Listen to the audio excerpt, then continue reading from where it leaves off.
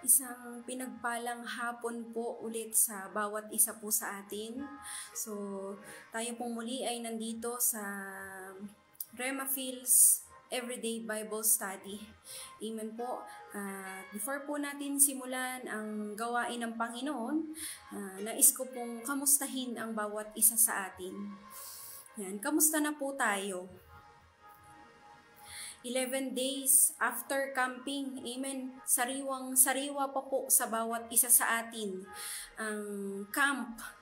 Amen po, at mababasa natin sa mga posts ng Rema Fields yung maraming testimony na ginawa ng Diyos, magagandang ginawa ng Diyos sa buhay ng mga taong nagbigay ng panahon, naglaan ng panahon para maka-fellowship ang Panginoon noong camping. Amen po. At sa bawat isa po sa atin, lagi nating naririnig ang team ng camp, Mateo chapter 24. Are you ready? Amen po. At alam niyo po, nung nabasa ko itong team ng camping, ay nagkaroon ng tatlong tanong sa isip ko.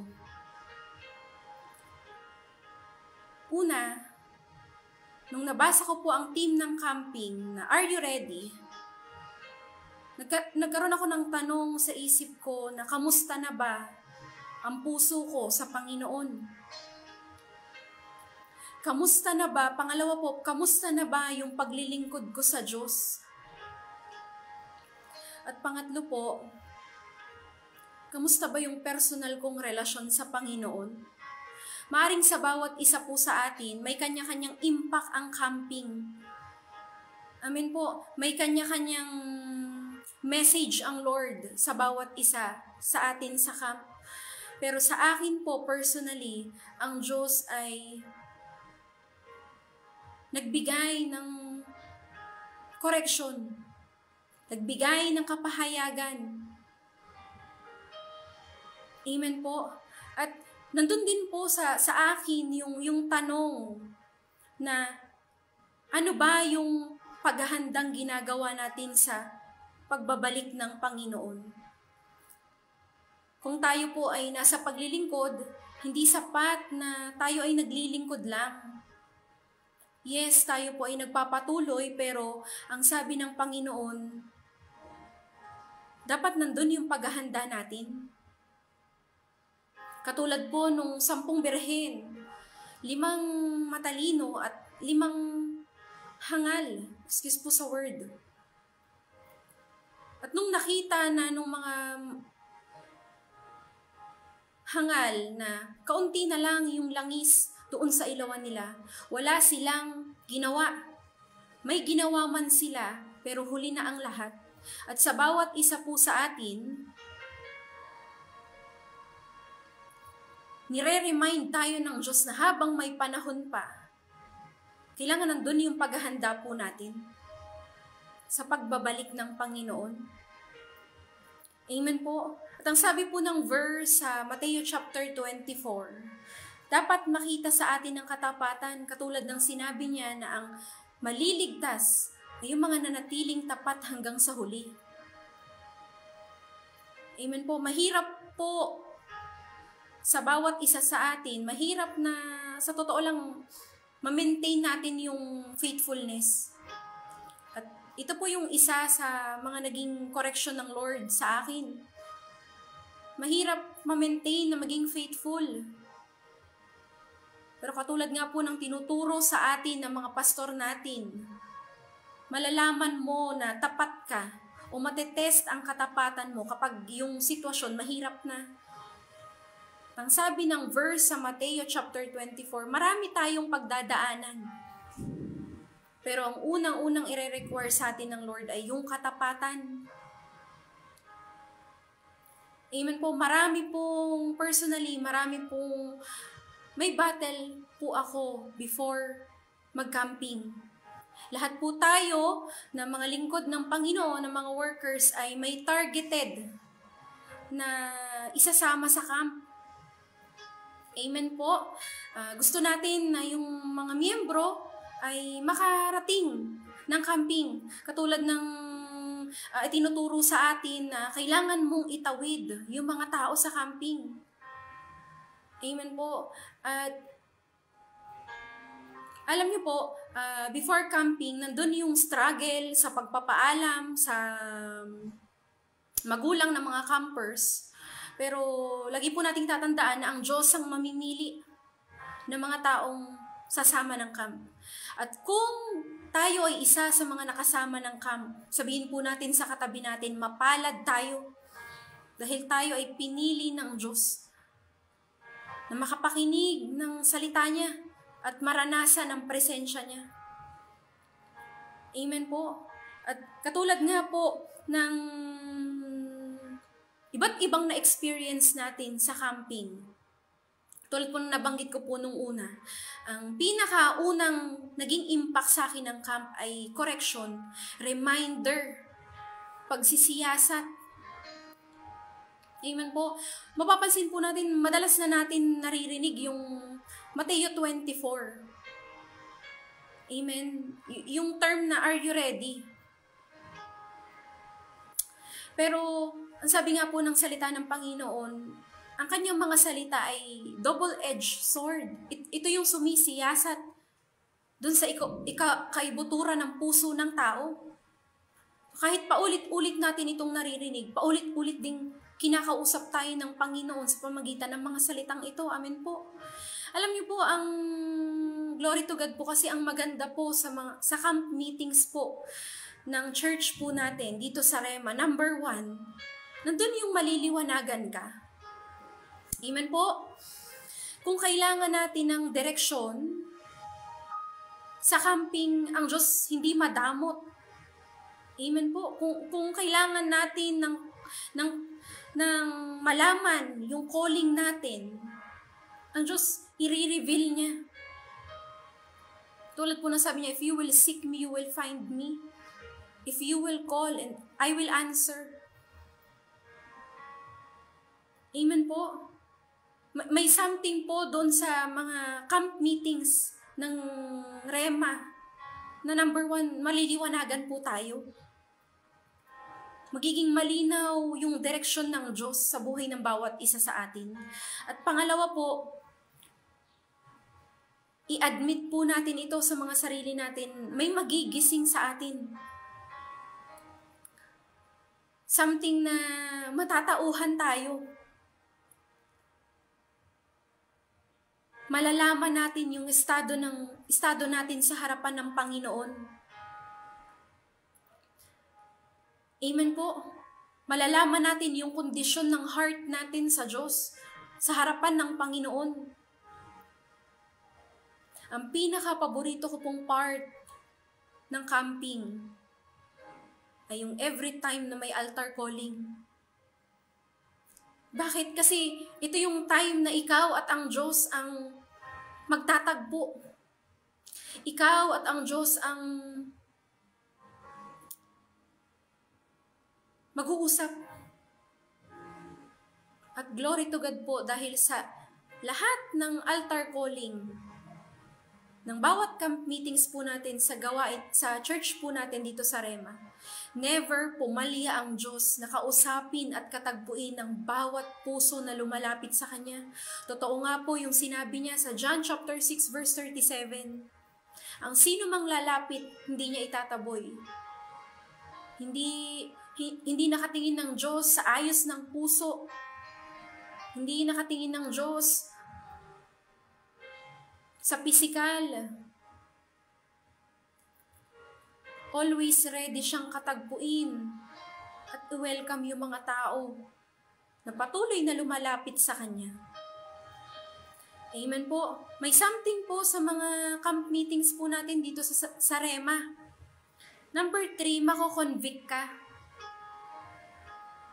Amen po. Lahat po tayo, every time na nagka-camp, nandun yung strong conviction sa bawat isa sa atin. Kung nagkukulang tayo sa Diyos, kung nakakagawa man tayo ng kasalanan, hindi po kondemnasyon, kundi conviction. Mga paalala mula sa Panginoon, sa Kanyang Espiritu. Ito po yung na-experience ko way back 2012. First camp ko po noon, sinama po ako ng mother ko sa camping. At nandoon yung patuloy, simula noon, first camp ko hanggang ngayon, nandun yung conviction ng Diyos every time na tayo ay lumilihis ng landas. Ganito po tayo, ganito ang pagpupursige natin. Bakit tayo nagdadala ng tao sa camping? Bakit po natin dinadala yung mga miyembro natin sa camping? Ang maranasan nila, yung ayawan nila yung kasalanan at maranasan nila yung kagustuhang lumapit sa Diyos at magkaroon ng bagong buhay kasama niya. Amen po. Tang isa pa sa mararamdaman po natin at naramdaman natin nung camping ay yung na-renew, yung unang pag-ibig ng marami sa Diyos. Amen po. Ang Diyos lang ang may unconditional love. At yung love po natin sa Panginoon, yan ay hindi perpekto, yan ay mababawasan. Kaya nga po, every time na may camping, dapat nandun yung pagpupursige natin na sumama. Bakit ang Diyos ay may mga kaparaanan para katagpuin yung mga pangangailangan ng bawat isa sa atin. Amen po. At isa po sa mga nagawa sa atin ng camping, nagawa sa akin ng camping, mapapalakas ka, marerestore ka. Amen po. Ang prayer po natin before mag-camp, Lord, sa camping, salamat sa restoration. Salamat sa renewal ng strength physically, spiritually, emotionally. Amen. Doon pa lang sa prayer natin, makikita natin na sinagot na ng Diyos, na sinasagot ng Diyos sa mga panalangin niya. Ang mga panalangin natin sa Kanya, bakit ito yung mga naranasan natin sa camp. Amen po. Tang isa po sa lahat ay naranasan natin nung camp ay yung anointan tayo ng Panginoon para makasurvive tayo sa next level. Alam niyo po, most of the time, nung camping, ako po ay through online lang nakakapag-service. Pero kahit nasa online, nandoon na mararamdaman ang kapangyarihan ng Diyos.